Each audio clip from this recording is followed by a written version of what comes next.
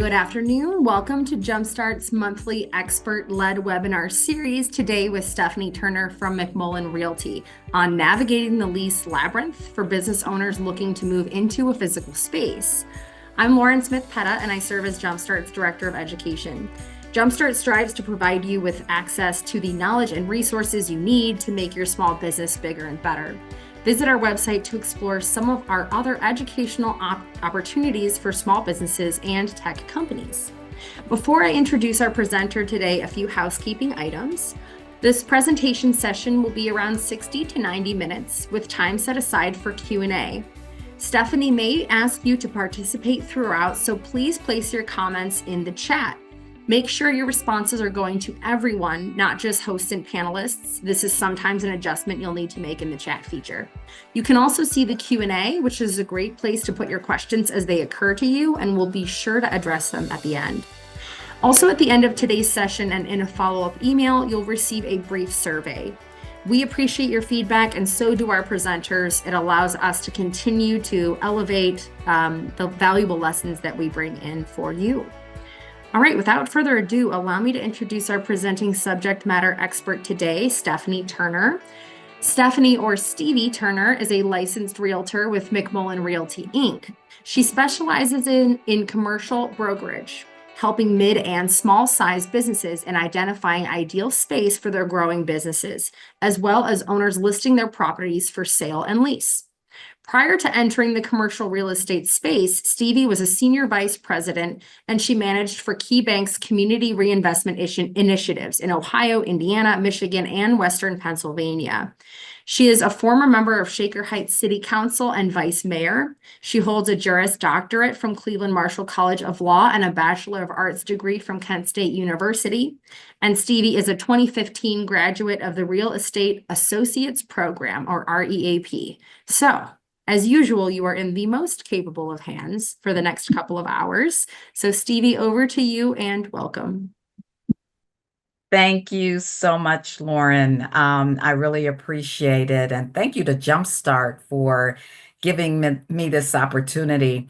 I was just mentioning to Lauren that this subject may be a little dry. It may not be that exciting, but I hope that you will stay for the entire session, and any questions at all that you have, just put them in the chat, and we'll try to address them as they're coming up. So again, thank you all for participating in this session, which has to do with navigating the lease labyrinth. I mean, it can be a maze, but what I'm going to share with you today, and I hope that it's helpful, is some of the experiences that I've encountered in working with small businesses and trying to locate the perfect space for them to lease and do business and grow their business. So, what if you could execute a lease agreement and believe that you did your best in negotiating terms, and you'll walk away feeling great?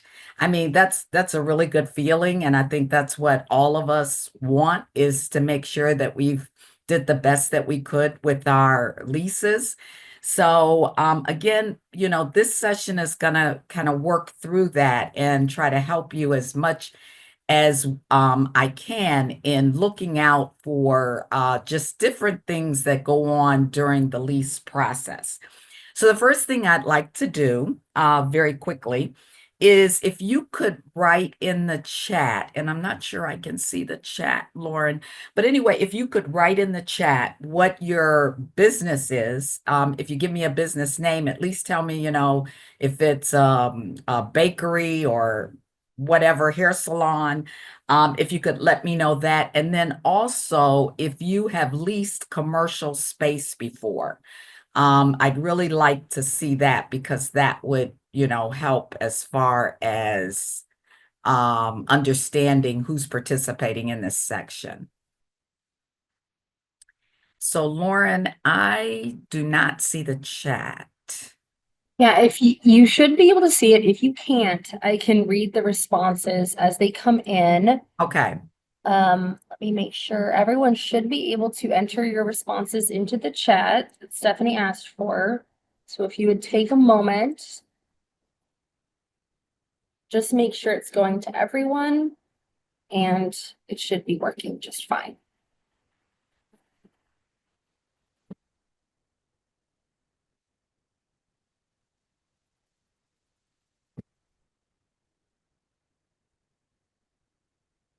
Okay, now I think I can You see. see it? Awesome. Uh, okay. So it looks like I've got a restaurant and catering service. Very good. And Folks are being shy on you, Stevie. oh, they're being shy. Okay, we've got a couple Okay, more. I've got a technology development company. Very good. Um, have either of you currently in a commercial lease? Okay, very good. On Buckeye. Let's see. Okay, well, if you want to, put that information in the chat as we're moving forward, that's perfectly fine. So let's get started. And I,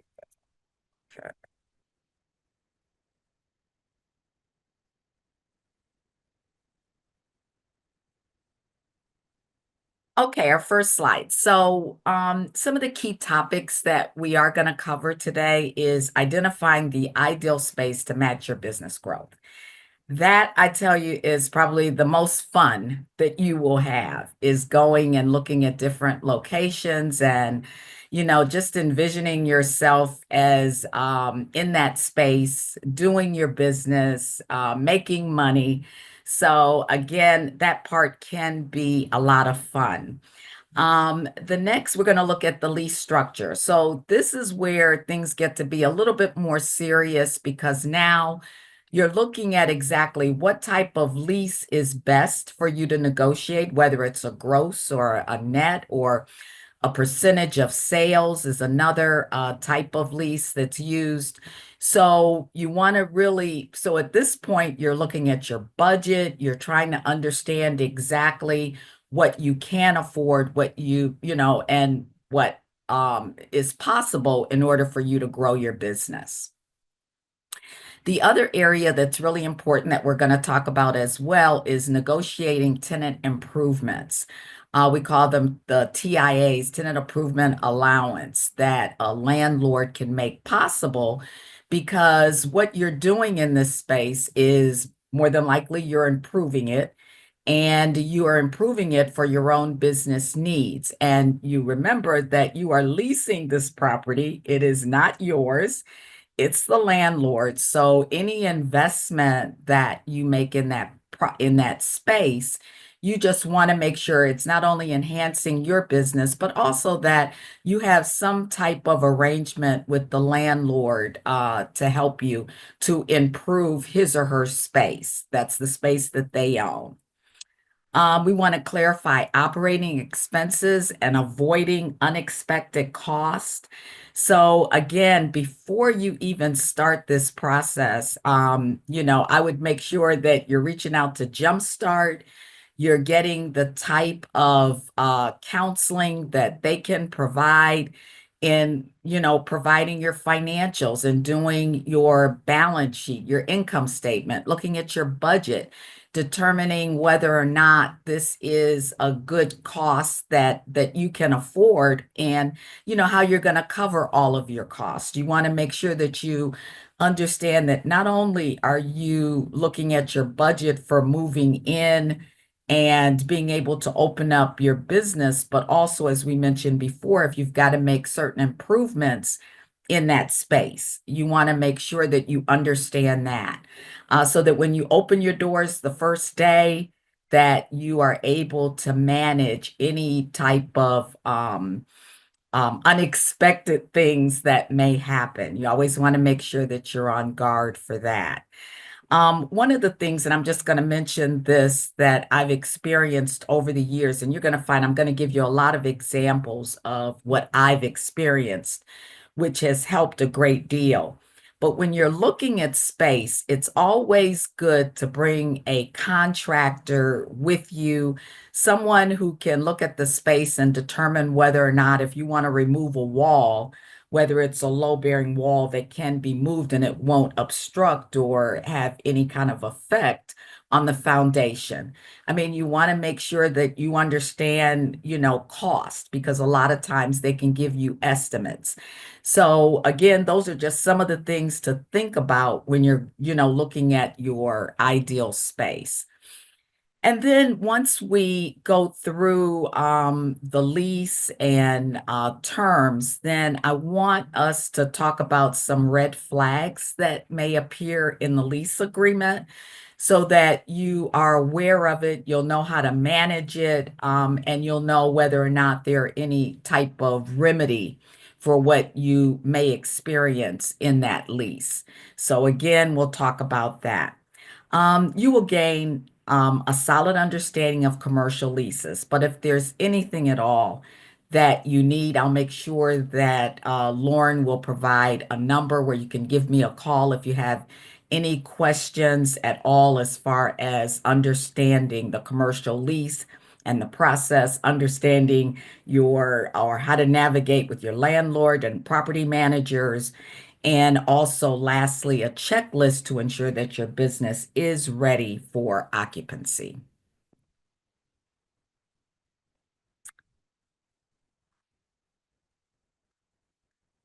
So, we're going to start off with retail. And so when I was looking at our restaurant and catering service, that's considered retail. So with retail, it's the sale of goods. And you just want to make sure that you are in the right location. With retail, it's all about making sure that you distinguish yourself from some of your competitors. But at the same time, you want to make sure that space that you find is visible, that it's attractive, that people want to come and visit your space. So again, with retail, there's certain things that you want to make sure that you do. So you want to check out your neighbors. You want to know exactly who some of the other retail tenants are that's in an area that you're looking at. So I had the experience and good fortune, just very, very blessed to have met a woman who wanted to open up a dessert restaurant here in Cleveland. And the thing is, it's a franchise. And what's interesting about franchises is that they've already got the blueprint for you. They'll tell you, what type of shopping center you need to look for or retail space that you need to look for. They'll tell you who some of your other merchants should be in the area. So when you're looking at dessert, you want to find some place that has plenty of restaurants, whether they're fast food or sit-down restaurants, fine dining. You want to make sure that they're there because a lot of times they may be looking for dessert after they finish eating. So places that are very busy, like a busy shopping center or mall, is a great place to place a bakery of that sign or any type of food establishment. Um, Question for you, vacant or full? So if you find a shopping center and there's a lot of vacancies there and you really don't see a lot of individuals that are coming to visit this space. So there, you begin to wonder. So if you put in the chat real quick, I'm really interested to see and there's no wrong or right answer. What would be better for you if you looked at a shopping center that has a few vacancies or one that is full? And when you're thinking about that, think about your business and what you would require for your business, whether it's professional services, because we had someone that mentioned in the chat that they're technology, so they're professionals, and so those are the types. The way that they market their product is different somewhat from the way bakery or a restaurant would market their business. So in the chat, if you could, and I'll see if I can see it here, any responses on that? Vacant or full strip centers or shopping centers? Okay. So I see where full is ideal for the restaurant because that way, you can get patrons that are coming in. They know that you're there or they're there for other business that's going on in the shopping center. So again, that's a good place. Anybody think about a vacant, somewhat vacant shopping center or plaza? What are your thoughts there?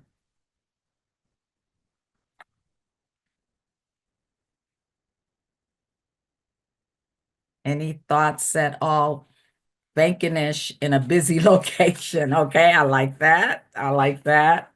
It's somewhat vacant, but it's a busy area. So it may be near other establishments. It just so happens that this particular strip center or mall may not have as many businesses. Somewhat vacant allows us to expand. Absolutely. Absolutely. So when you're looking at of course a full shopping center, it does provide many advantages to you because you've got folks that are coming in probably doing other business, but then if they see your establishment, they may be willing to come and visit you and to provide some business for you. When it's vacant, the thing is that you may have some negotiating power there. Because especially if the landlord has been having somewhat difficulty in trying to fill the spaces.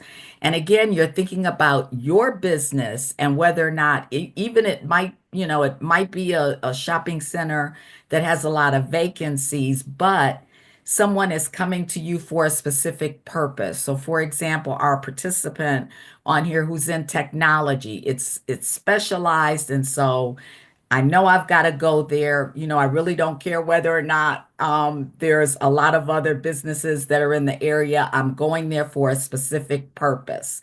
So again, and not only that, when you're looking at strip centers that may be somewhat vacant, and it may be a development opportunity that's coming up.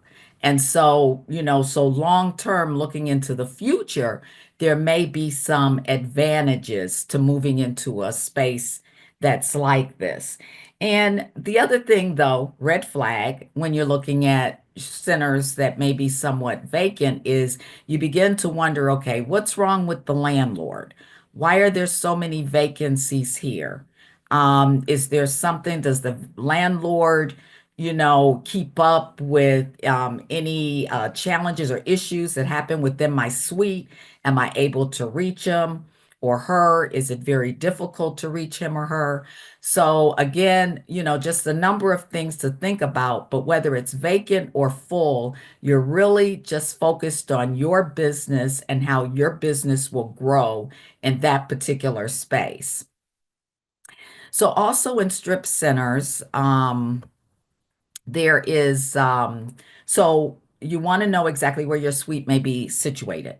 So it may be at the very end of the center, which could be a good location. One of the things, another example, are daycares. Our office gets a lot of calls for daycare providers who are looking for space. And a lot of times they're looking in strip centers or in retail spaces, which are really there for retail clients. So usually what we tell some of our daycare providers is if you're going to go in a strip center, you may want to go and have that totally end suite, or if there's a standalone suite, you may want that because there's so many, requirements that daycares have to have playgrounds and that sort of thing. And you want to kind of keep it a little separate from some of the retail patrons. So, again, looking at strip centers, depending upon what your business is and the type of tenant that you're trying to attract, it may be important to determine exactly where you should be located in that strip center. And then when we talk about neighborhoods, I was in Tremont the other day with a potential client. And I tell you, that area is just, and I've been there a couple times, but when you're going there and when you're going with a prospective tenant who's looking at space there, they may like this neighborhood because it's walkable, it's friendly, you've got taverns, you've got other service providers. There's a little bit of a mixture of different types of businesses that are in that area. And it's appealing. And so again, is neighborhood where I'm actually located, is that real important for my business? Or, can I go into another area that may not be a neighborhood? I've got some potential tenants who will say, well, I want to be near a freeway. I need to be near a main road. And again, that's for visibility purposes, but not only that, access purposes. Say your business is on the east side, but most of your patrons, they may be coming from the west side. So again, that freeway access can be important, but not only that, being on a main road is also important, especially where you've got traffic. So another example, another client of ours would really love to have a national tenant um, on her space that she has. She has like a vacant land and would love to have a national tenant there. And I'll say, for example, like a Starbucks or someone like that. But again, those national tenants are really looking for lots of traffic that's coming by so that people have easy access. They're looking for drive-throughs nowadays. When we talk about grab and go, let me just grab my coffee and get out of here. So I need space for a driveway. So again, depending upon what your need is and or the type of tenant that you're looking for, again, whatever that location is, the space, the layout, all of that is so very, very important.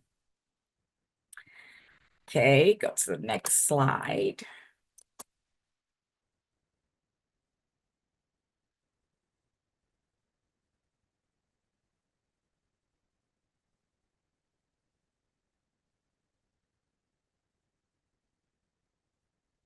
Okay.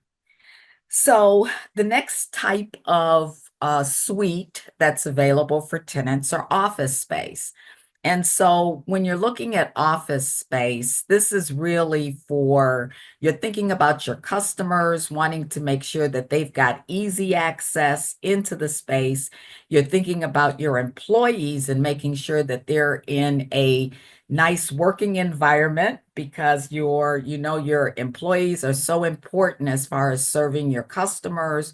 So you just want to make sure that it is the right type of space. Now, when we're talking about retail and office, even though with retail, we may get a specialized service or professional services that may go into retail, it's a little difficult that if you're in retail or as a restaurant to be in office space. So office space is really specifically for those businesses that provide some type of professional service, architects, doctors, dentist office, lawyers' offices. So, with office space, are there any questions? I didn't look. Let's see. No questions at this point. At this point, okay, great. All right, so office space.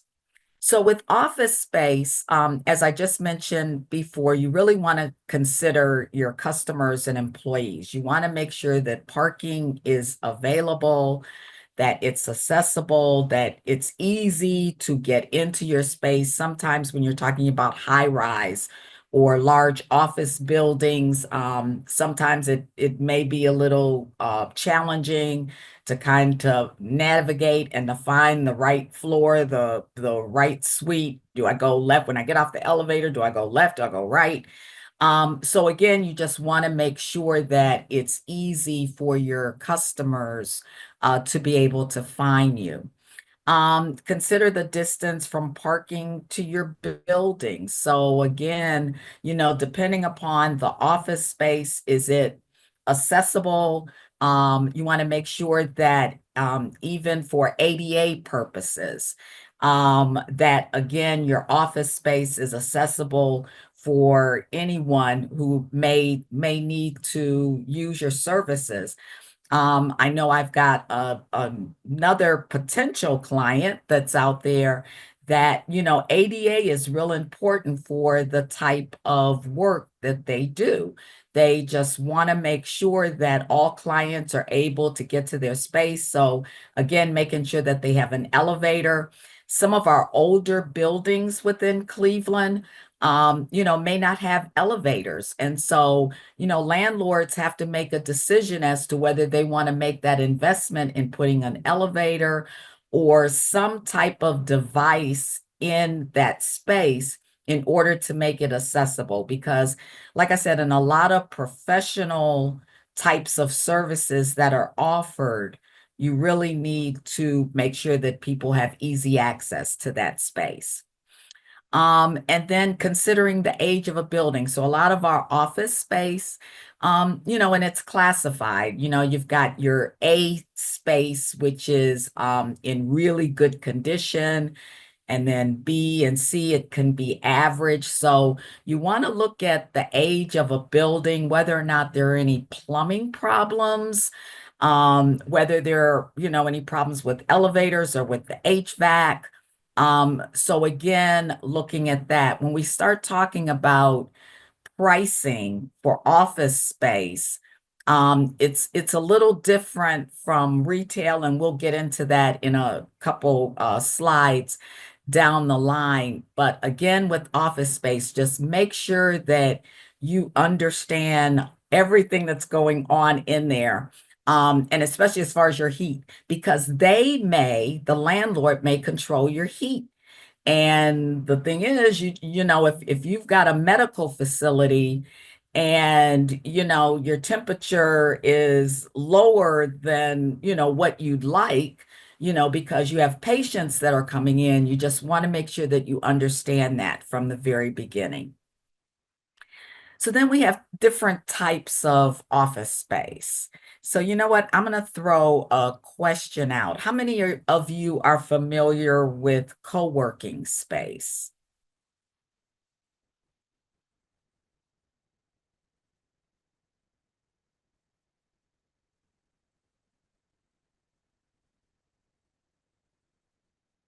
Um, Maybe I had something. So co-working space seems to be, a pretty popular place, and especially for small businesses that are just starting out, as far as using co-working space. We've got a couple of them. I think they're co-hatches. There's a couple, I think, on the west side of Cleveland, a couple others that are out there. So if it's your first time, you're leaving your home as far as your business, your home business, and now you're going out and looking for commercial space. There are a few co-working opportunities that are out there. And what it is merely you've got some office space, you may have a conference room, you've got a telephone, and you've got internet service. And so again, you're able at a very reasonable and affordable price. You're able to use this space and schedule meetings. And so it's really for those who are looking for maybe not quite having that full office space that may be required. There's flex space. So usually when I look at flex space, I kind of put that in the like basically open space or like warehouse space. A lot of warehouses you can use for so many different purposes, which is somewhat considered flex space so that it may not be all manufacturing or distribution. It could be you could have open space that you actually may use for a gym, depending upon what the ceiling height is for that space. So again, flex space is pretty good. And then hybrid, of course, it's probably a mixture of office flex and retail.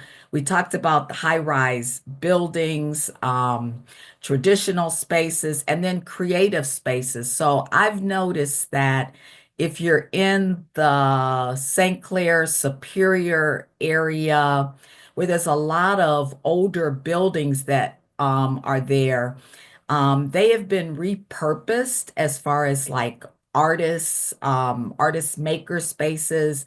It's really for creativity, being in a space like that. And the prices, and usually it's market price. So it's not that it's gonna be any more cheaper than going to any other type of office space, but it gives you that experience of being in a creative space in order to really grow your business in that type of a manner.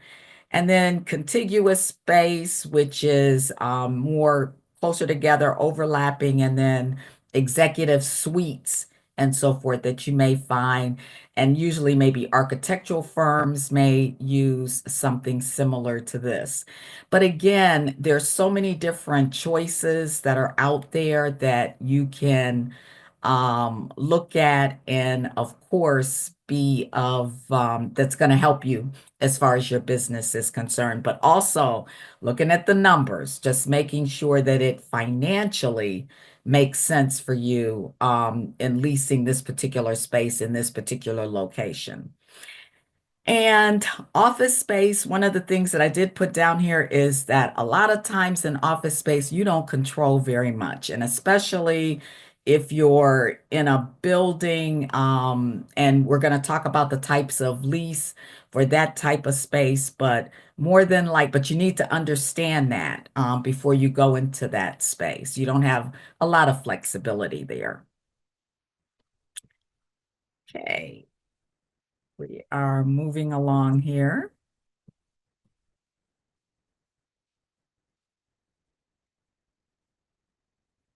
I'm having a time. Okay.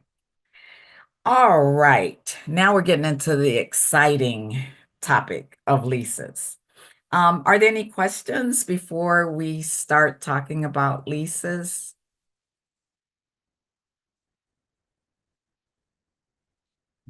Okay.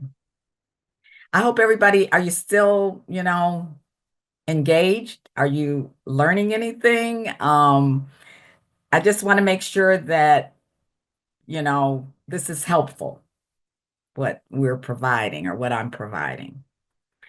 Okay, so let's talk about a gross lease. How many of you have heard of a gross lease and know what a gross lease is?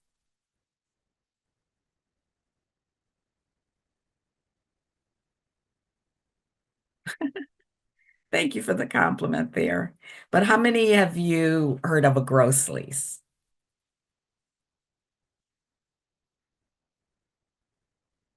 So, gross leases, this is what you'll typically find in your office space.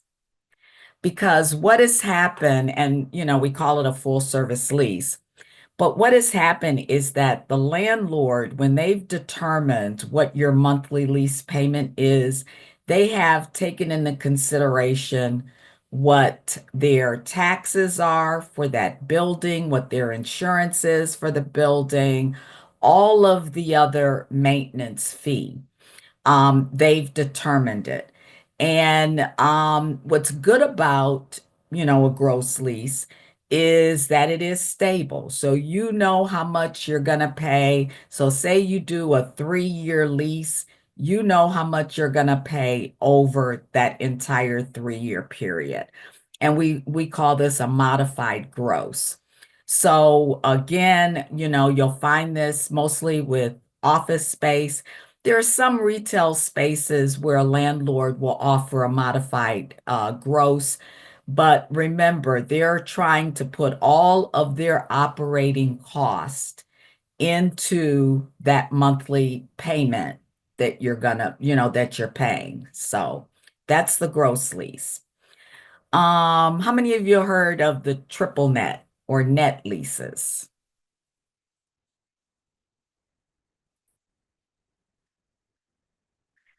Okay, so I don't know how many of you may go on LoopNet and see different, properties that are listed, and they may have on that $20 per square foot, and then you'll see three ends behind it. And the three ends mean that it's a triple net. So that $20 is your base lease payment. So if it's, $20 per square foot, and say, and so again, you're paying that $20. The triple net includes the taxes that the landlord has to pay, the insurance that the landlord has to pay, and any of their maintenance fees or other operating costs. So they will add that on top of what your base is, which would be that $20 per square foot. And so what it is, so many, many times with triple net, it can change annually, depending upon what the operating cost is, or if the taxes have gone up, or if the insurance has gone up.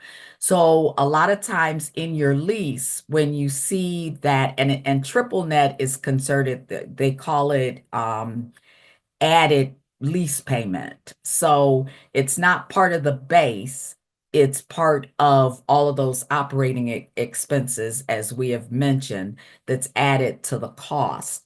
And so, say for example, your nets may be $4.50 per square foot. So then you're paying $24 and 75 cents per square foot. So you're adding that on. And as I said, it can change from year to year. And one of the things that you do want to do, and we'll talk about it later in the slides, is see if you can cap that triple net. So if they're saying it's $4.75, you don't really want it to go over that amount during the terms of your lease.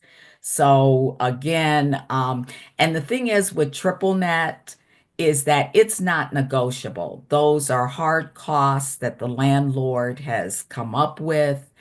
And now you can negotiate on the base rent, which was that $20 per square foot. But that's negotiable. You may come in and say, oh no, I only want to pay you $18 per square foot. And maybe you'll have gradual increases in that amount, throughout the term of your lease. But the triple net is not negotiable because it is a fixed cost that the landlord passes on to the tenant. And then there's another way that we can determine what your lease payment is, and it's called the percentage lease. And so this is pretty typical, I think, with small businesses when they're first starting out because, their sales may not be where they want them to be in the very beginning. So, you may just want to use what your annual sales are and then do a percentage of that. And so typically it's that's an average of 7% of whatever your gross sales are. But again, you can negotiate with the landlord and say, oh, I only want to do 5% of my gross sales. And so it is a way to really kind of manage your budget somewhat until you can really see your business growing and where you see your income increasing. Stevie, we have a question that I think is relevant to the topic right now, which is what is an average rent adjustment / inflation for the net lease? Could you repeat that? It's what is an average rent adjustment slash inflation for the net lease? For the net lease. It's a difficult question because everything just it's determined by market.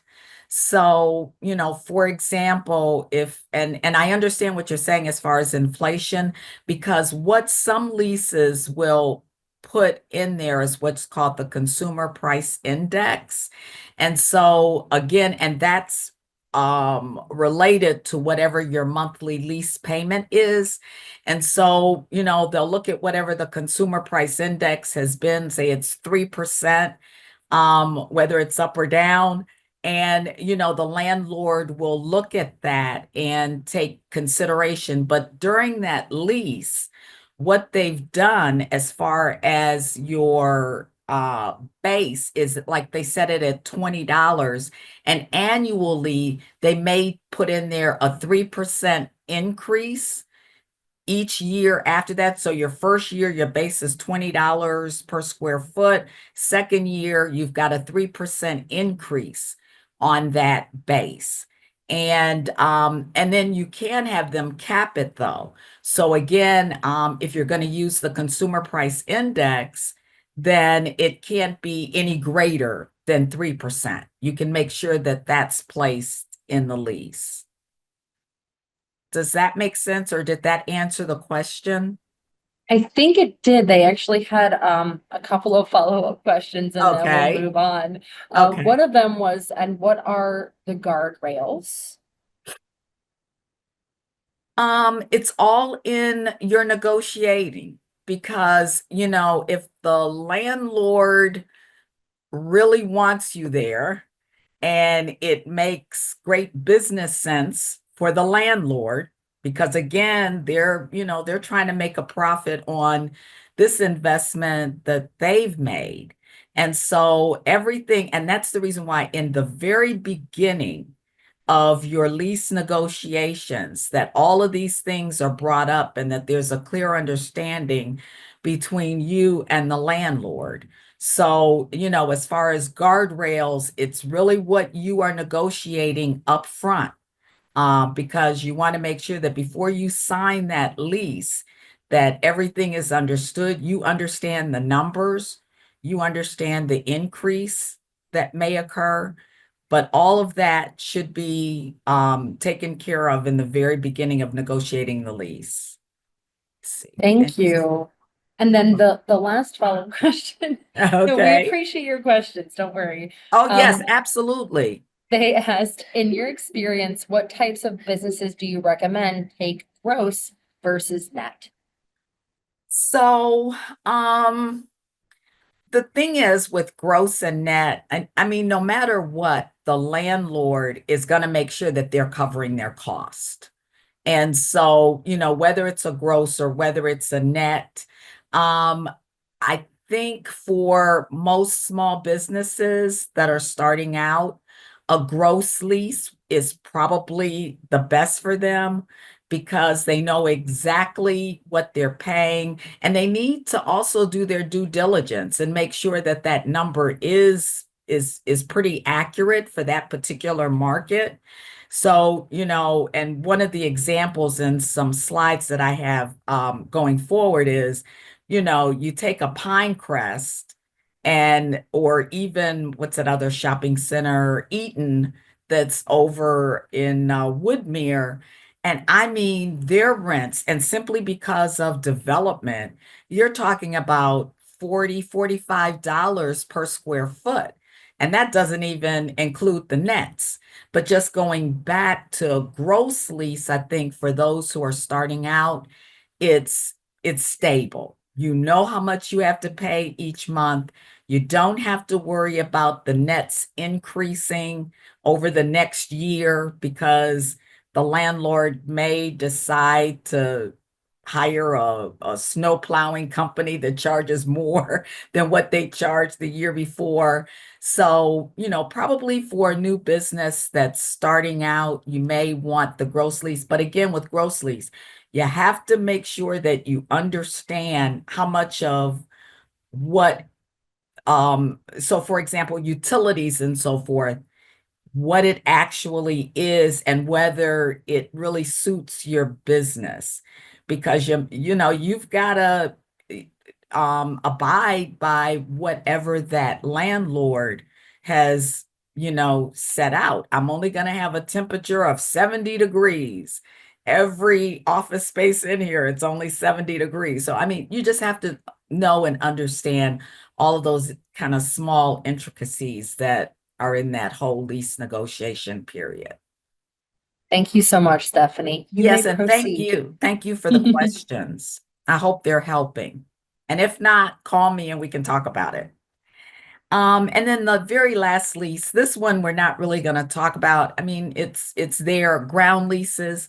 And this is where the tenant, they actually lease the ground, but they're building on the property. So they're the ones that are doing the development.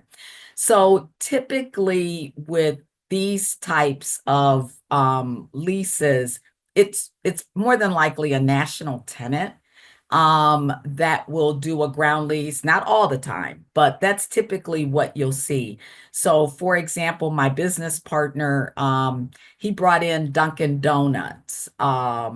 And again, ground lease where they're coming in, they're doing all of the development and they know how much money they're going to make over the next 10 years or so. So ground leases are probably very long term. And when I say long term, it's like 7 to 10 years. So again, we may not see a lot of them, but they are pretty important. And as I said, national tenants typically look at ground leases. And then, the other thing, so the benefit to, having a ground lease, as a tenant is the fact that, although it's not yours, you're able to build out on it for your business. And you come up with whatever the lease amount is going to be, depending upon what the project is and what the development piece of that is. And also with the ground lease, all of that you've put into it as far as building it out, it all reverts back to the landowner unless you've got something else in your lease that will, show differently than that. And again, I put a little note in here, if you need to do a ground lease, it is best to contact a real estate attorney so that they can help you through the process. And just going back to leases at all, if there's anything at all that I want you all to remember once we finish this, is always let your attorney review that lease.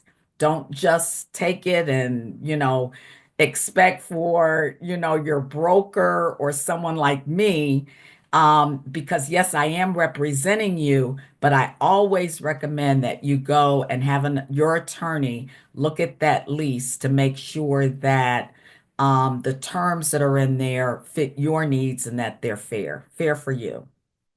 Stephanie, we have another great question about ground leases specifically, which is, do you begin to see ground lease increases with renewable energy conversations? I have not experienced that.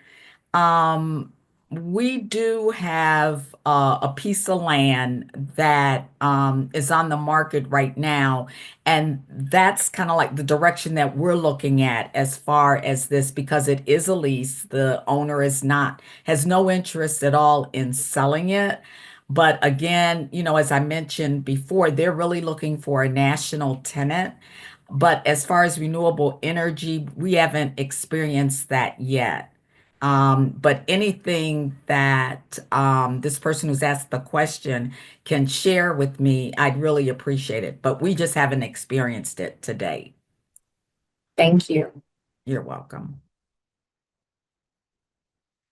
Okay, so that's our the types of leases. Now we're going to get into what is the monthly lease payment. Um, So, as we mentioned before, the base rent, and that's the initial cost per square foot only. And again, we talked about adding in the CAM charges. But again, if you're looking at and I'm going to do this real quick, if you're looking at a $20 lease for 1,500 square feet, and I think I already have it um in here. So 1,500 square feet times $20, that gives you $30,000 for the year. And you divide that into your monthly payments. So you're looking at about $2,500 per month, and that's your base rent. We have not included any of the common area maintenance fees or the taxes or the insurance. So again, that's what you're looking at when you're looking at your some of your operating costs as far as what your monthly lease is going to be, making sure that it's affordable because you've been to Jumpstart and you've done your balance sheet and your income statement. You got your financials, your cash flow statement. You got all of that done. So you know exactly how much it's going to cost you to lease and how much I can afford to lease. And I know exactly what my projections are. I've done my pro forma. I know how much I'm going to make this first year in business. And again, you've taken all of that into consideration when you're looking at how much you're going to pay for your lease. Then you've got those CAM charges. Okay, so let's say, so we've got $2,500 already. That's our base. And let's say the CAM charges are about $4 per square foot. So again, your 1,500 times 4, that's $6,000 a year. Divide that into 12. So $500 is added to that 2,500. So now we're looking at $3,000 per month as far as your total cost, because that's what your CAM is, that $3,000. As I mentioned before, you can negotiate on the base, but more than likely those CAM charges and the taxes and insurance, those charges have to be considered as well. So, um, most of the time, what landlords will do is they may include the CAM with your monthly payment. So you're paying that $3,000 per month. Sometimes what landlords will do is wait until the end of the year when they've determined what their operating cost is, and they'll send you a bill for it. And then that means that you'll pay it at the end of the year. But you know ahead of time that you've got to pay those CAM charges or that triple net. We use it interchangeably. Um, you know that you've got to pay that, whether it is monthly, quarterly, or annually. Any questions in the chat? Oh, great. So now the other area that you want to negotiate with your landlord are tenant improvements. Because remember, you're leasing. This is not your property. You are paying a monthly lease in order to use that space to conduct your business. So tenant improvements are those that you want to do. So say, for example, you're coming into a white box space. So, it has not been painted yet, but your walls, they're drywall, you've got your floors. I mean, everything's kind of somewhat cleaned up. So it's really ready for you to come in and put whatever touch you need into this space to make it what you're looking for and how you believe that it's going to, be attractive to your clients or your customers who are coming in to do business with you.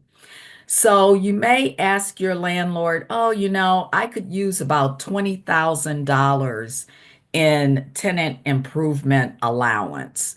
And because, I've got to paint, I've got to put, some floors down. And, that landlord really wants you in there because that's revenue for them. So again, you negotiate that.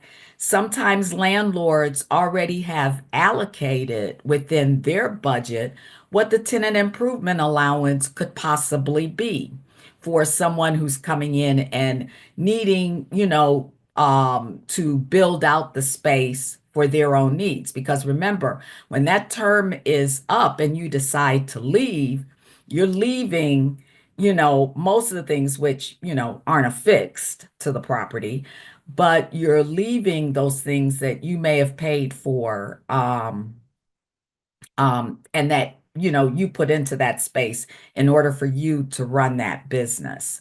So again, some landlords, they may have it already budgeted, and some you may have to, just have a conversation with them and see whether or not they are willing to provide tenant improvement allowance. So now there's a couple ways this works. You can either be reimbursed for the tenant improvement allowance, or the landlord may put that into your monthly lease. They may include whatever expenses they have acquired into the lease. So it's always best to have it reimbursed rather than you having to pay for it yourself. And typically, the way this works, say you tell the landlord, okay, I need $25,000 worth of improvements, and they will say, well, okay, I can grant that to you, but I need you to do the work first, save all your receipts, keep them, and I will reimburse you once everything has been completed and you are ready to open your doors for business. So, because that's what the landlord wants. They want you to be able to open those doors so that, you can kind of justify the rent that you're paying, and making sure that that landlord gets their money each month, but also that you're bringing in more patrons, and really making sure that all the businesses that may be in that particular area are benefiting from the fact that you're there, and then you're benefiting from the fact that they're there, those other businesses. So again, you're kind of playing off of each other. And I'm not sure if those were comments that came into the chat. What's this, Ikai? What is that? At least 30,000 that you'll need for tenant improvement allowance. It's based off of an inspection report. Oh, okay. Ugh.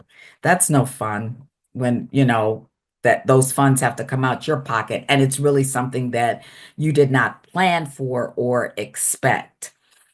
So then as far as any type of capital improvements that you're actually doing in that space, so the landlord will probably amortize it for you over, 5 or 10 years. So they figure out what the payments would be over that type of over 5 years or whatever, and that would be included in your monthly payment. Leases that pass this cost to the tenant are called triple net, and we just talked about that. Triple nets, as we had discussed, the taxes, the insurance, and then any kind of maintenance costs. They are traditionally used in retail, and it's simply because, if you're in a strip center, the landlord is considering, any kind of maintenance, making sure that the roof it's in good condition. You're not having any leaks or anything, plumbing problems. You want to make sure that the parking lot is plowed, so that you can get in and clients are able to get in to do business with you. So all of those operating expenses that a landlord has, they want to pass that cost on to you. And as we've talked about before, it is the triple net.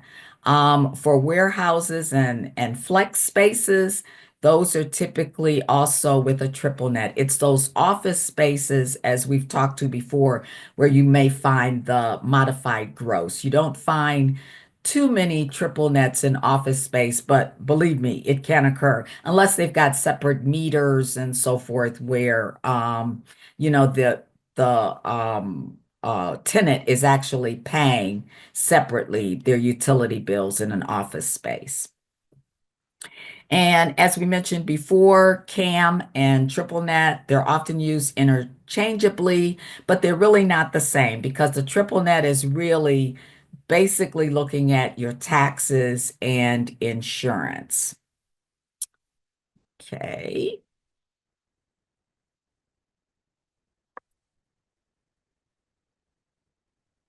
Okay. All right. So next, and I'm really trying to make sure that everybody's engaged because I know it's a lot of information and it's not really that exciting sometimes. Trying to get to my next slide. Okay, bear with me, everybody. I won't advance. You might need to click on it again, Stephanie, if you had clicked off of it. There you go. That's what I did. I clicked off. Okay, so as we just talked about, talking about those other rent related, the CAM, as we mentioned, and talking about when you pay your pro rata share. So when we talked about the 1,500 square feet and the CAM is at $4, that was already determined according to how large the space is. And I think on the next slide, we'll have the formula to show you how that's determined. Um, and I think we mentioned this before, request a cap on that CAM so that when you are negotiating, that you do, that you are making certain that that CAM is not going to exceed a certain price. It's not going to exceed $5.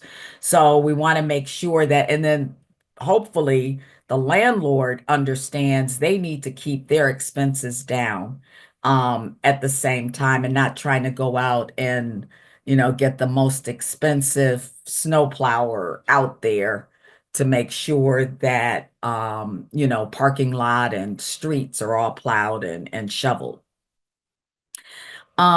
This is one thing, larger companies, because of who they are and the fact that they can pay usually the asking price, but they have strong negotiable, powers.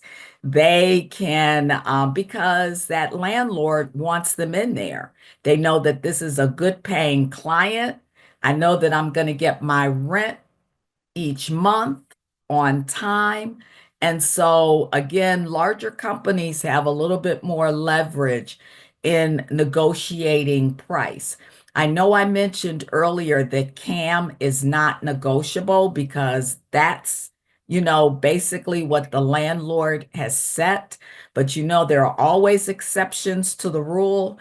And if you've got a large company that's coming in and you know that this is a good paying client and you're kind of comparing them to a small business and someone who may be just getting into, doing business in the market, you're going to go after that larger client who's able to pay more. But not only that, you understand that you're going to get your monthly payments on time. And just let me say something about that very quickly. And I think I do mention it later in the slides, but a lot of times landlords work very differently. You have landlords that will check everything on you. They do the credit check. They not only that want to see 3 years of tax returns, not your financials. They want to see what you're reporting to the IRS. And so they'll want to see those tax returns. They'll want to know what your bank accounts look like. And that's how they make their decision as far as accepting you as a tenant.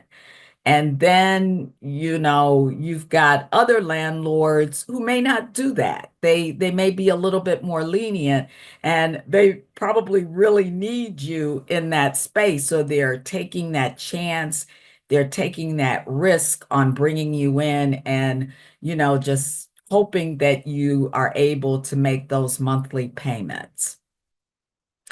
As I mentioned before, I think it was in a previous slide, at the end of the year, landlords typically do a reconciliation of CAM charges. And so now they're going back, they're looking at all of their operating expenses, their taxes, insurance, everything. And, trying to make sure that, okay, my triple net, the charge that I am charging the tenant, this is the right price. It's covering all of my operating expenses. And as I mentioned, sometimes they'll just bill the tenant annually.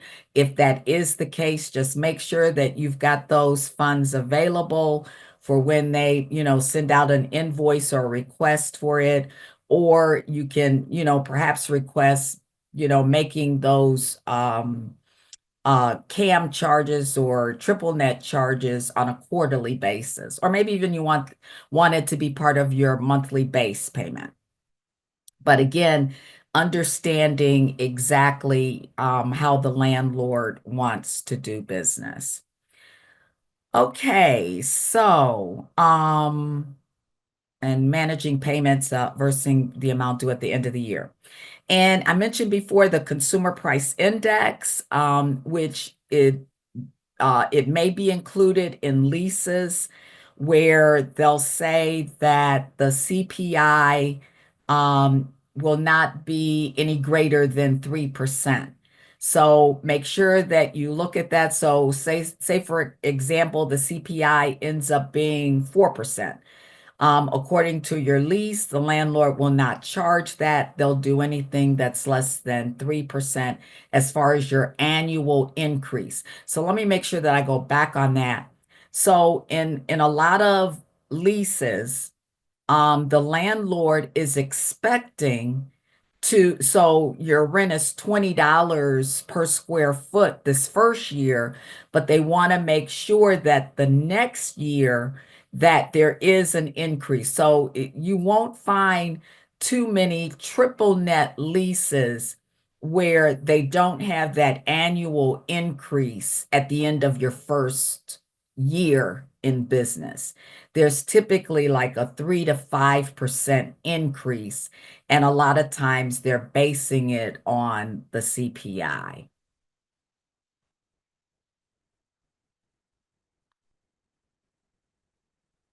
Okay, I was just looking to see if there were any more questions. And Lauren, thank you so much for helping me to do that. Of course. Okay, here are the formulas. So let's say that that we've got tenant space of the gross leasable space there is 100,000 square feet. So you're probably looking at a large shopping center where it's total 100,000 square feet. And say, for example, you're leasing 3,000 square feet of that. So what that means that you divide that 3,000 square feet that you're leasing into the 100,000 square feet, and you will end up with a 3% pro rata share. So you actually occupy 3% of that space. And so then when the landlord is looking at what their total operating cost is, your share of it is 3%. So then the landlord looks at what their CAM is, which is 33,000 plus 45,000 a year for their insurance, 38,000 as far as insurance. So your total operating expenses, or the landlord's total operating expenses, is $116,000. So then in order to determine what your nets are going to be, is you take that total operating expense. This is what the landlord is doing. They're looking at that total operating expense of 116,000. They multiply that times the 3% that we've determined is your pro rata share. And that equals $3,840 a year. You divide that into 12. So your monthly nets on this 3,000 square foot space is $290 per month. And again, as we discussed, that can be on top of the base. So as we had mentioned before, when we had that, well, it wasn't 3,000 square feet, but the 1,500 square feet space, we had $2,500. That's our base. But remember, this net is on top of what your base is. So let's just try something here and see what everyone comes up with as far as responding to the questions. Finally, I get you engaged.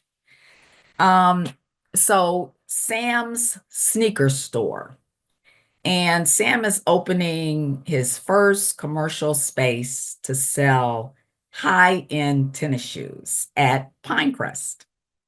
And so anyway, he found this nice suite at Pinecrest located in a prime area of the shopping center. So it's a busy part. There's restaurants that are around there.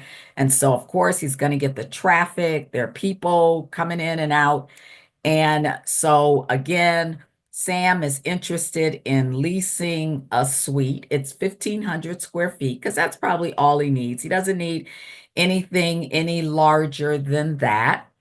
It is open space and it's already been white boxed. And so it's really ready for Sam to come in and paint, put new floor down, lighting, everything that he needs to do in order to make his space look very attractive and ready for people to come in and want to purchase his goods. Sam's, and I can't see because my screen is here. But anyway, Sam's improvement space, these are the things that he's going to do: the painting, the lighting fixtures. He's going to have carpet and tile floors. Okay, so Sam's base rent is $30 per square foot. And he has negotiated a 5-year lease, or his broker and him have negotiated a 5-year lease with the owner. The owner's operating cost, that includes the CAM, taxes, and insurance, is $200,000 per year. Probably very cheap for Pinecrest. The total square feet for the shopping center is about 150,000 square feet. So, about this way. So, what is the monthly base payment for Sam's suite? What is the pro rata share for Sam's space? So, what is the total cost per year that Sam pays in triple net and CAM? I really meant to say, yeah, what is the total cost per year that Sam pays in triple net and CAM? And then what does the base monthly payment and triple net and CAM equate to per month? So you can just put your responses in the chat.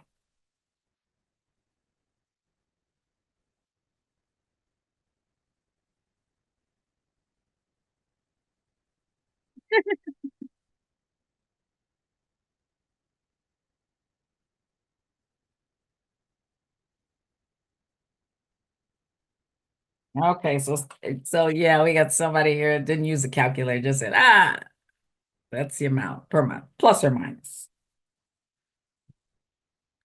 Anybody else want to share?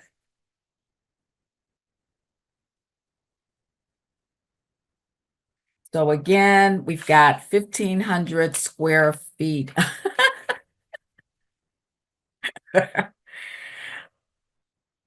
It's so funny. Yep, you're busted.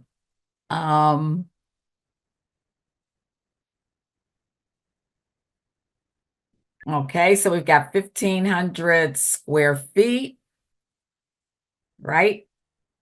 Times $30 per square foot. So what does that give us?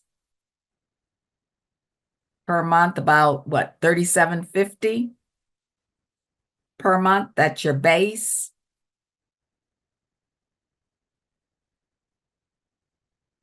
Okay.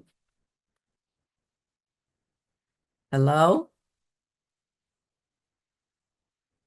All right. And so did anybody figure out what the pro rata is?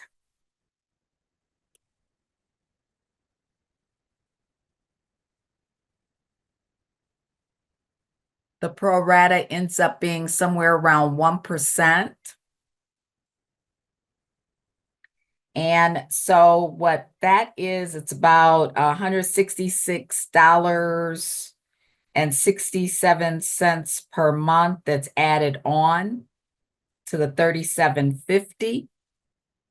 And our total should be somewhere around $3,916.67. So that would be your total monthly. That's if you are paying your net charges monthly. Does anybody know what the total amount that this lease is for the entire term? The base only, not the nets, but what the total amount that you would be paying to lease this space over 5 years. And this is just the base, not the nets.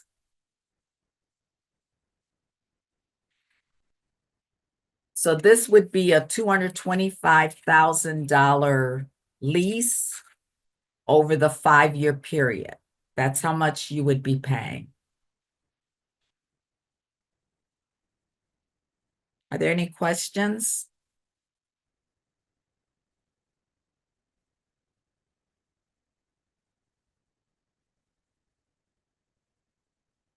All right. So we will continue to move on.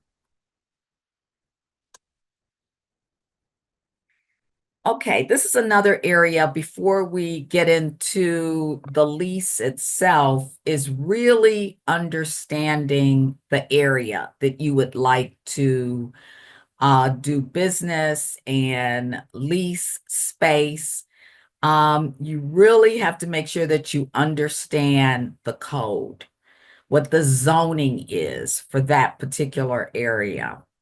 And, and as I mentioned here, when it comes to permits, most projects or build outs, they do require a permit. Anytime you're making an alteration to a space, you really, you need to make sure that you understand what the enforcement or what the code requirements are.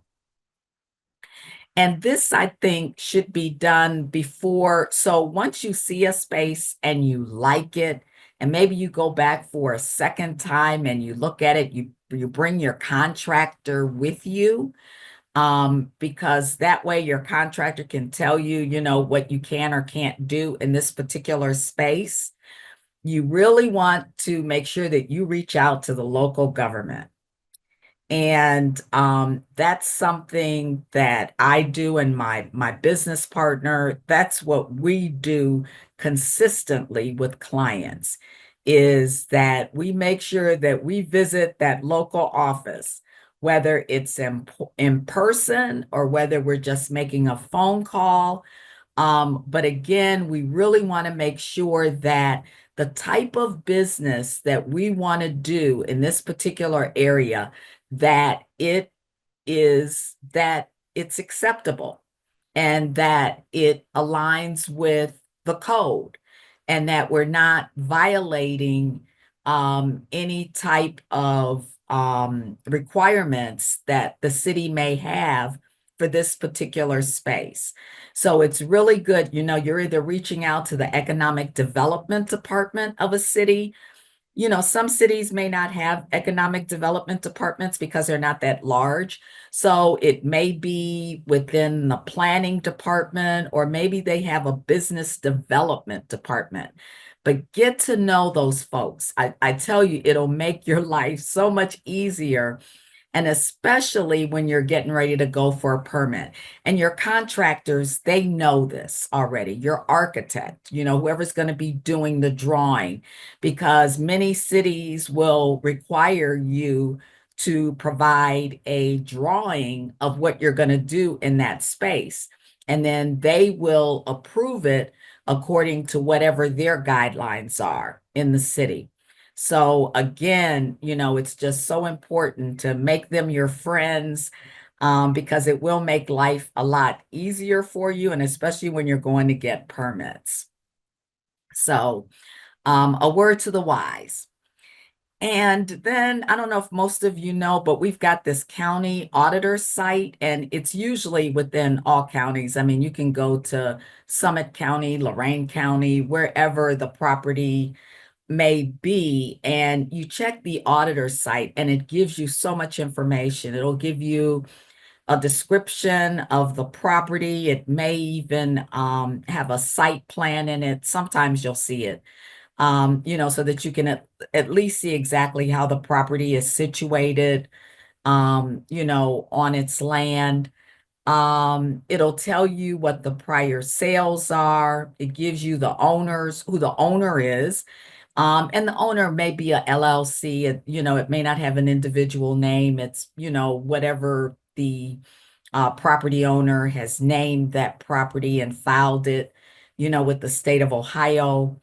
It'll also tell you what the local taxes are for that particular property. So it's always good. And for the county website, you just go to the county auditor site, and then there's a link in there for you to look at real property. So that's what you're looking at, or real property, real estate. And once you click that on, usually if you have the permanent parcel number or the names of the owners or the address, you can usually pull that property up and get all of this information that's needed. It'll also tell you whether or not taxes are current or past due. And that is so important, because, you'll find that you're looking, and now I'm talking about, for purchase, and even for leases, if you look and see, oh, they haven't paid their taxes, it might be a red flag. And then it might not be. They, may have been late. They may be in the process of selling the building, which is something good to know if you are planning to lease that property. So that's with the county auditor site. And then your certificates of occupancy. So that's what you need in order to open your doors and do business. You have to make sure that you've got that, because, that's when your city government is going to come in. They're going to look at the use for this space. And the thing is with certificates of occupancy, is that sometimes you can use the same certificate if your business is similar to what was in there before. But most of the time, you're going to have to go to the city and have them issue you the occupancy permit, and especially if you're changing the type of business. So, for example, I'm coming into a space that was once a women's clothing store. But now the women's clothing store has moved out, the space is vacant, and I want to put my daycare into this space. So it's a totally different use. And because it is a totally different use, you need to make sure that you got that certificate of occupancy. There are some cities that even require a point of sale. And again, this has to do with purchase. But again, they want to, make sure, kind of check and see how safe the building is, or if there are certain things, some cities, I believe Shaker Heights and East Cleveland, a number of cities. The city of Cleveland does not require point of sale inspections on purchases, which is, kind of interesting, but some of your suburbs do require that. They just want to make sure that the structure is good, it's sound, before anybody takes on that purchase.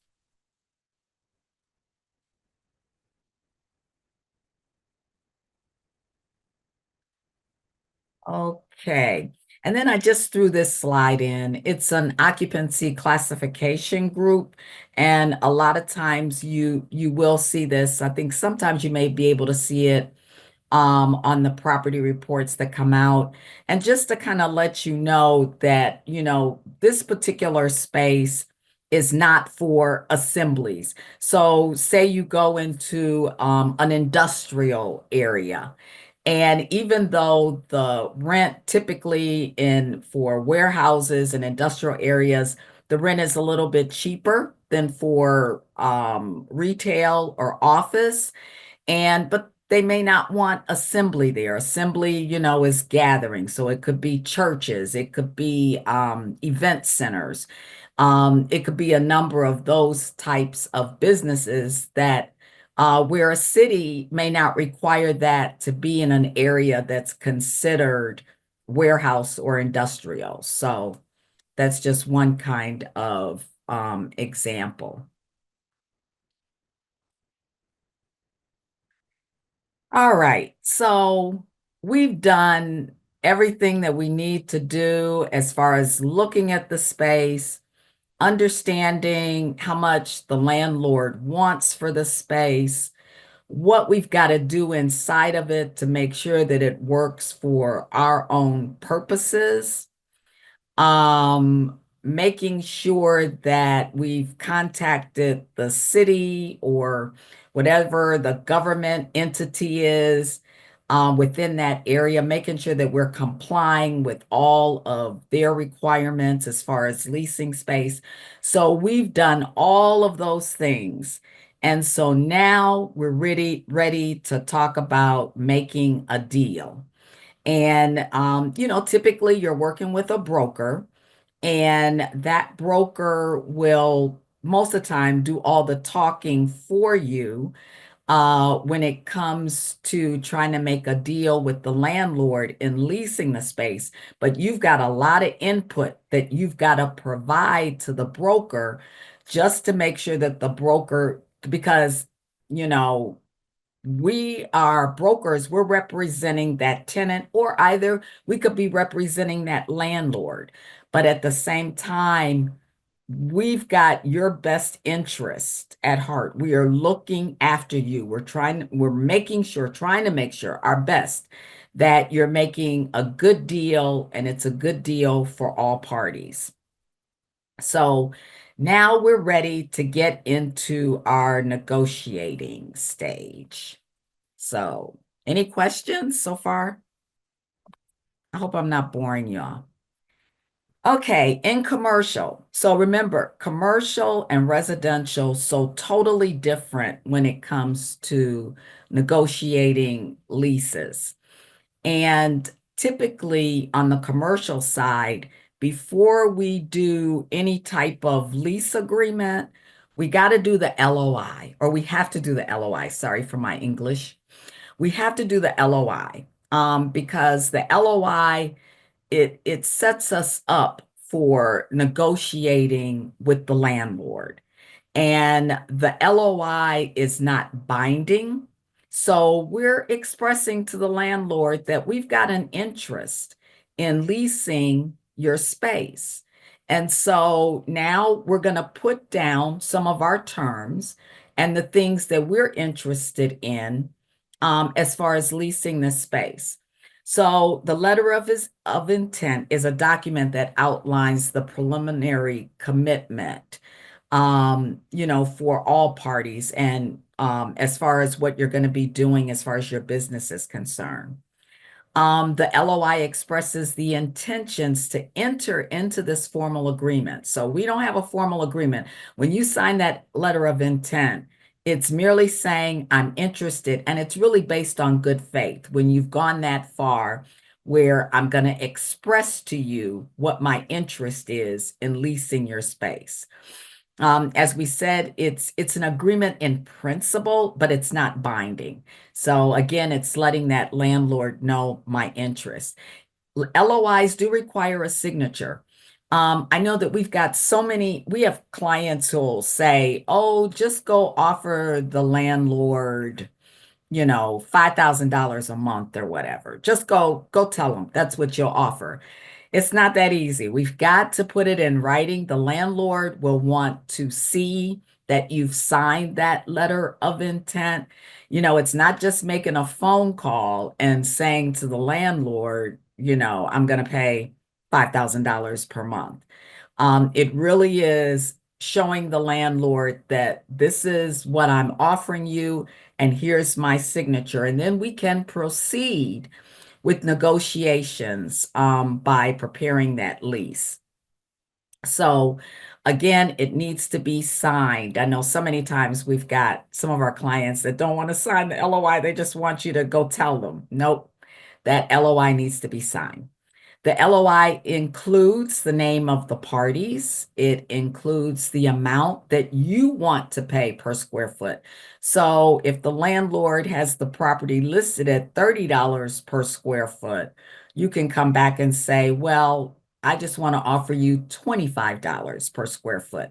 So that would be included in the LOI.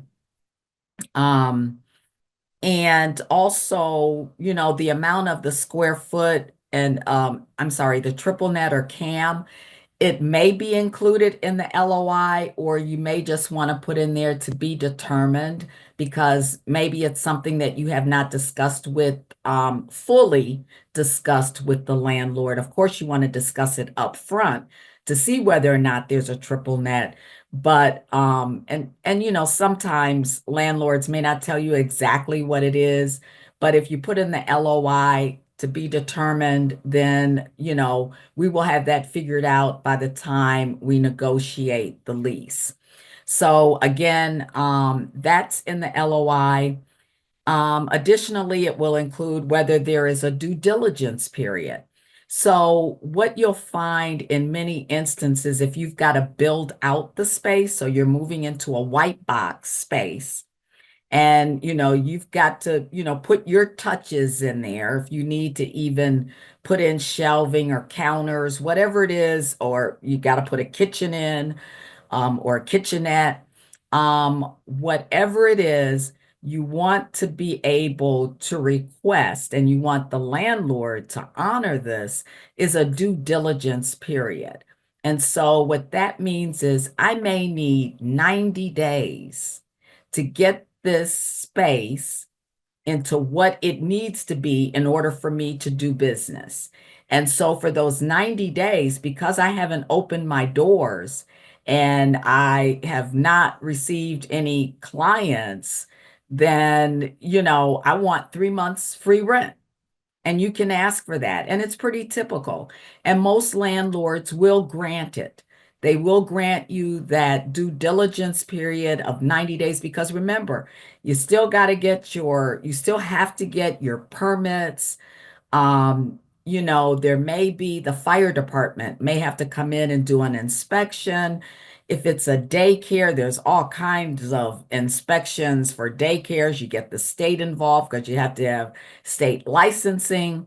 So during that period, you really don't want to pay rent at that point, because you're still trying to get your business ready to open the doors. So you do want to make sure that you have that due diligence period in there. And what I've also found is that, sometimes, it may say, oh, I need 60 days to do these repairs, and then I need another 30 days to get my permits. So it's going to be, just lump it all into one. I need 3 months of free rent, or I need 4 months of free rent, depending upon what has to be done in that space and how long it's going to take.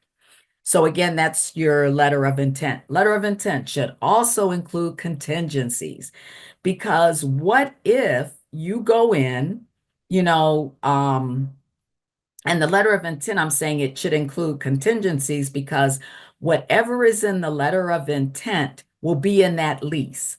So that's the reason why you spell out a lot of your terms in the letter of intent, so that then when the landlord gets it and they give it to their lawyers to prepare a lease, they are preparing that lease according to the terms that are in the letter of intent.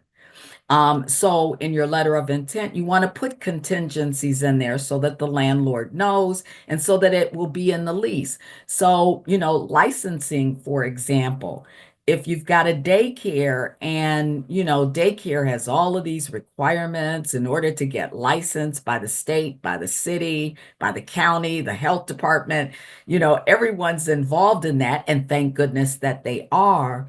But again, if for some reason you can't get that license and you've already signed that lease, that binding agreement, this will get you out of it, because if you can't get licensing to open up your daycare, then you can't use this space and you'll probably just have to go and look for another location. So again, you always want to make sure that contingencies are a part of the LOI so that it will be used and transferred over into the lease.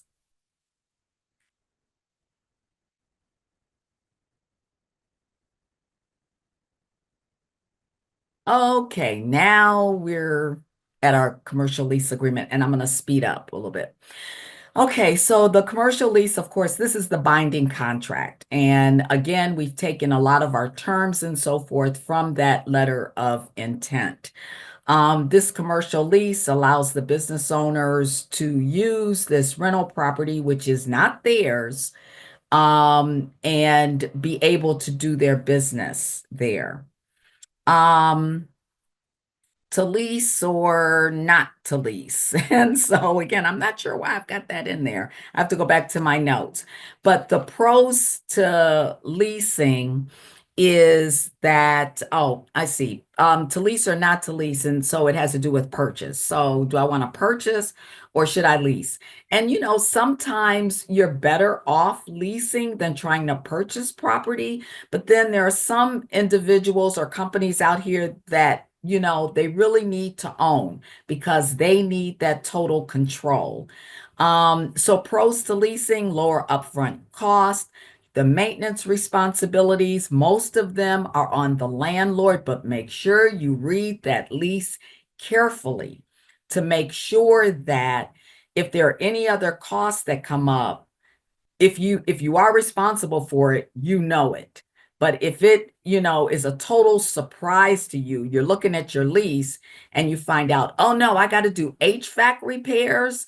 So you just want to make sure that you understand exactly what your responsibilities are when it comes to maintenance. There are possible tax benefits as well, using it as a business expense.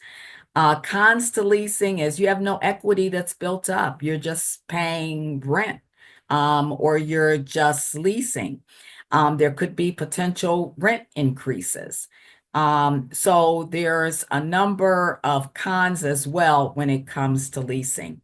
Liability insurance.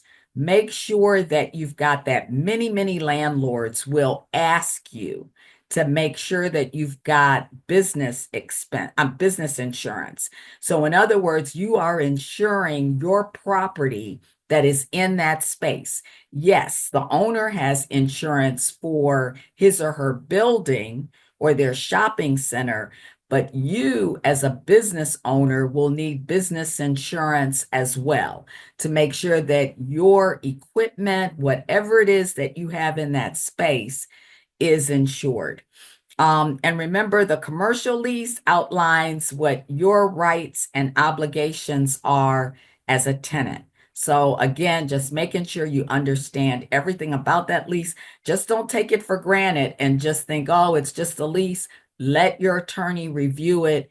And if they need to point out anything that, may be questionable or something that you may want to further negotiate with the owner, you want to make sure that you take advantage of that.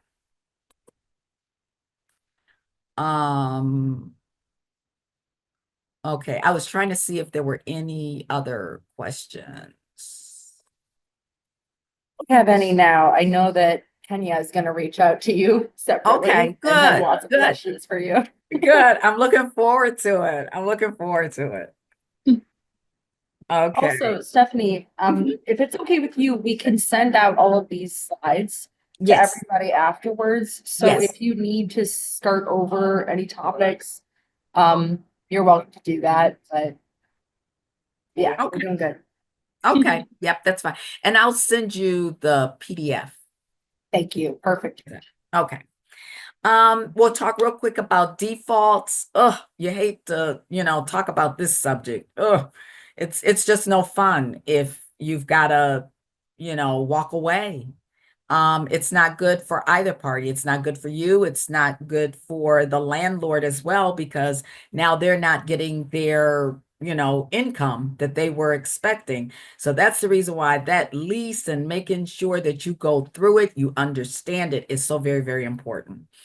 If the default is not cured, it can be terminated by either party.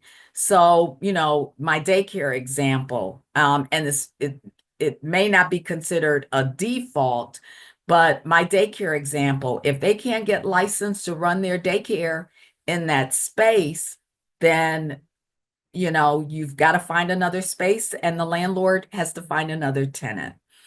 And of course, the landlord doesn't want you to default and you don't want to default, because again, you could lose what you may have in that particular space because they can actually lock you out, before you even go to court.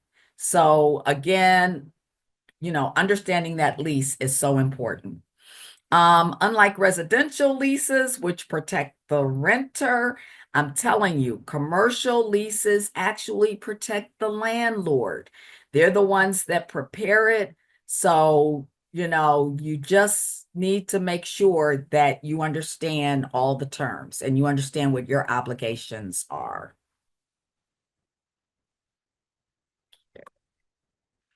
Now, this again, obscure lease clauses, because you may see these and your attorney more than likely will point it out to you. And then it's up to you to determine whether or not you can live with it or no, I need to negotiate this point. So holdover rent, you may have to pay 150 to 300% of what the base rent is simply because you're a holdover. And, you haven't made arrangements to either renew your lease or leave. So, you've got to pay the consequences there, estoppels. And again, this is where tenant, you'll likely be asked to sign this. A lot of times this has to do with the subordination clause. So in other words, the shopping center that I'm in, there's actually a mortgage on this building. And so, say, for example, the landlord defaults on making their mortgage payments for this shopping center. And here I am, I'm sitting here and I'm paying rent. So the lender, really, I mean, so the tenant wants to make sure that they're not going to be out simply because the landlord will potentially foreclose upon this shopping center. I'll give you a prime example, and it's public record. Everyone knows about it. Shaker Square, for example. Shaker Square was under foreclosure. And again, you had tenants that were in there, but you had an organization that was able to come in, the city of Cleveland. They did not want to see Shaker Square just kind of disappear and tenants leaving. So the city of Cleveland stepped up, got a nonprofit organization, Cleveland Neighborhood Progress, and another nonprofit, CDC Burton Bell Carr Development Corp, to come in and purchase that space so that they could stabilize it and get it into a condition where it's marketable and we can really sell it to a bona fide owner that will take care of it. And because I mean, it's a historical treasure, as probably most of you know. So again, these are some of the red flags or things that you should look at that will be included in your lease. The other area are relocation clauses. Oh my goodness. And like I said, a lot of this information that I'm giving you, it's pure experience. It's what I've experienced in working with tenants and finding space for their business. Relocation clauses. A lot of times they're in the lease, which means that if the owner gets someone else who comes in and says, "Oh, I want this space. It's perfect for my business." And say it's a national tenant and they can pay big bucks. And so, the landlord is like, "Oh, I'd love to give you this space, but I got this small business that's here." They can actually relocate you if it's in your lease. Now, more than likely, they're going to have to pay you some compensation for the move. They'll have to probably pay for the move if the space that they're moving you in needs improvements. If there's anything it needs, they may come out of pocket and go ahead and take care of that. But again, if it's in that lease, they have a right to relocate you. Um, right of first refusal, those are also in there. There's also businesses like, so say for example, Cheesecake Factory. They may have a clause in their lease, and this is really for the benefit of the tenant, which says there can't be any other like businesses or bakeries in this area. And even though they sell more than cheesecake, we don't want those in this area within like, I don't know, 500 square feet. So they can't be anywhere near where we are doing business. We don't want that competition in our area. And they can certainly put that in their leases as well. So that's really on the side of the lessee. And oh, that's it. So, any other questions?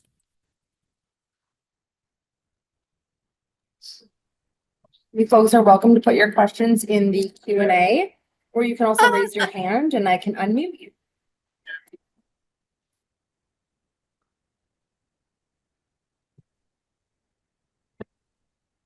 Okay. So, Lauren, how do they get my number or?